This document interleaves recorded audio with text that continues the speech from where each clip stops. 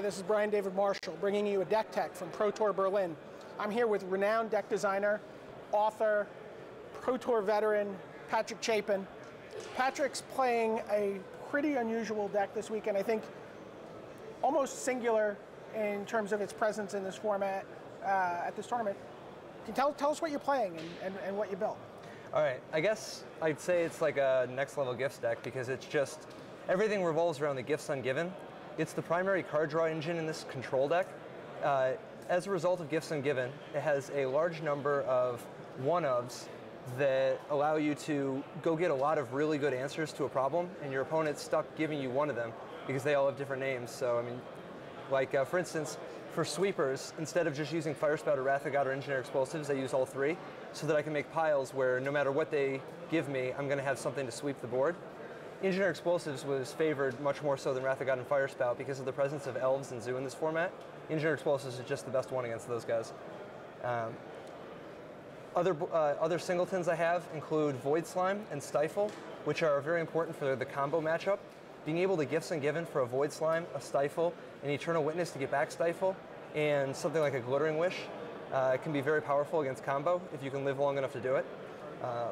Talk about the Glittering Wish for a minute, because that's a card I don't think a lot of people was on a lot of people's radar for this tournament. So what does that open up for you in terms of your sideboard?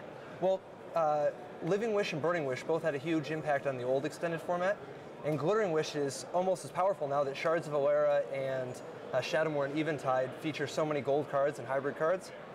Glittering Wish gives me access to a number of great answers to the most popular archetypes, ranging from Firespouts against Zoo or Elves to a Voidslime against anybody when you need a permission spell, especially against Storm, to Gaddock Teeg and Grand Arbiter Augustin IV, who can hose combo decks depending on how much time you have, to Fracturing Gust, which single-handedly wins the game against Affinity.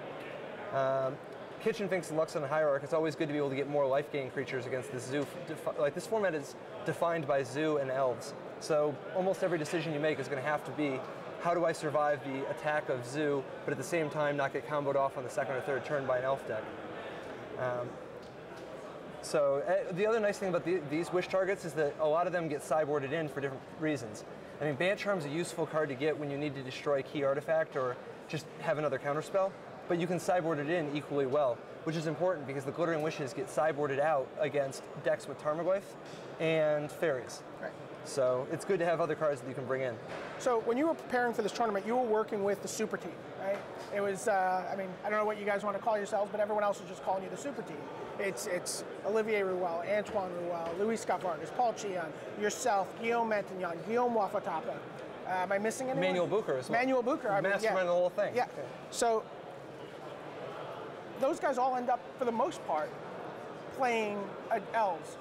How do you sort of Herbert holds off the reservation and end up with your own deck? All right, well it's a couple things really. First of all, this is what I've been working on for a long time, and I've been reasonably happy with it. It kept putting up good numbers against the decks I expected to face. And when I showed up in Berlin a couple weeks ago to do playtesting with the group, they were all already committed to playing Elves, but they felt like it was a clean break in the format. It's probably the most powerful deck. I mean, Nettle Sentinel's just ridiculously powerful. So they were all just playtesting that deck. They helped me build this deck as well, but I feared that the word would get out about Elves and that the format would have so many Elf decks as well as Zoo decks, and I just didn't want to play. First of all, Zoo isn't the best matchup for the Elf deck because they have so much removal.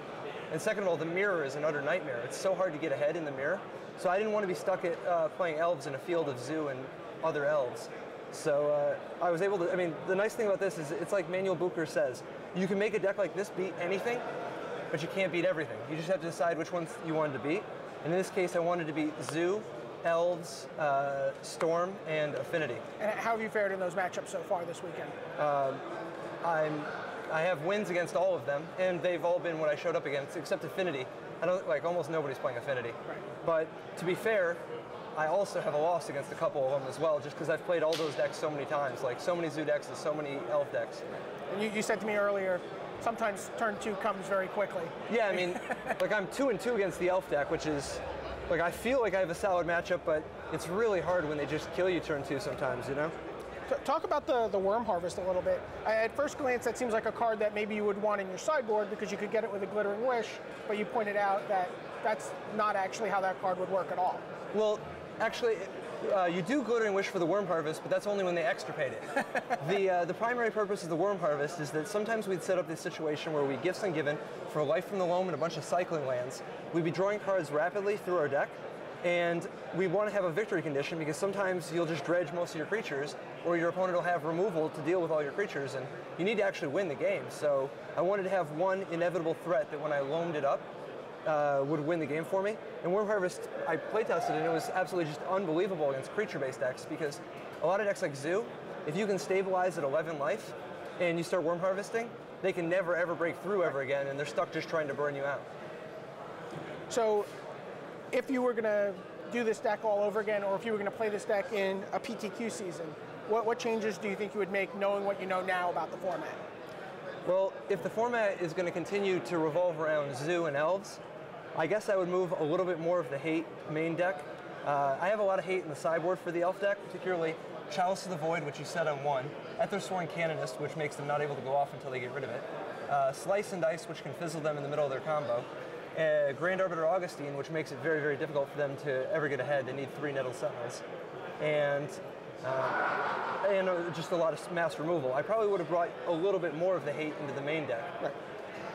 So as far as the Zoo matchup and all the other matchups go, I've been really happy with how all of those have been going. The only matchup that I think showed up a little bit bigger than I expected, but isn't very good for me, is the Fairy matchup. A number of people are playing Fairies, and I have some good weapons against them, particularly Vedalken Shackles and Slice and Dice. However, lots of the time they get too far ahead because their spells are all cheaper than mine. Okay. I think I would just play more Slice and Dice because it's good against Fairies and Elves. Oh, excellent. Okay, well, good luck the rest of the way in the tournament. Wishing you the best for a strong finish, and we'll be back with more deck techs from Pro Tour Berlin. This is Brian David Marshall and Patrick Chapin.